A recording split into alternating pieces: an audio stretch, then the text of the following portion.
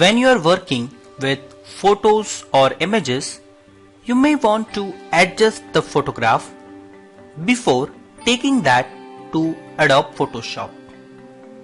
For that, we have a great tool and its name is Adobe Camera Raw.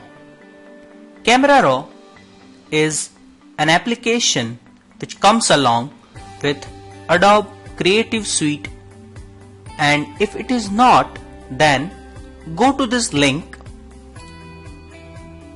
and from there you can download the Adobe Camera Raw. As I am running on Windows operating system, I'll use this one.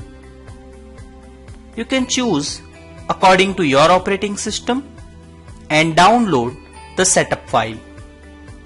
Once you download that, you have to extract and run the installation, which is very simple, just a few steps and you are done. Along with this, we are going to practice a lot of raw images. Raw image is basically the image that a camera stores without any processing on the file. That is why it's called raw. If you have your own camera, go ahead and click some images for yourself. For this practice, I'll go to this website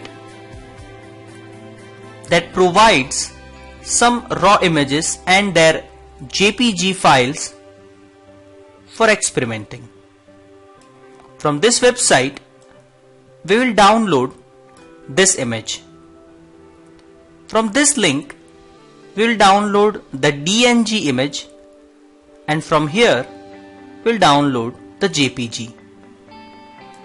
Well, to download these exact file is not necessary. You can go on Google and find out some images yourself. Remember, these images are just for the practice and study purpose. So the file really doesn't matter. What matters is what you learn through those files.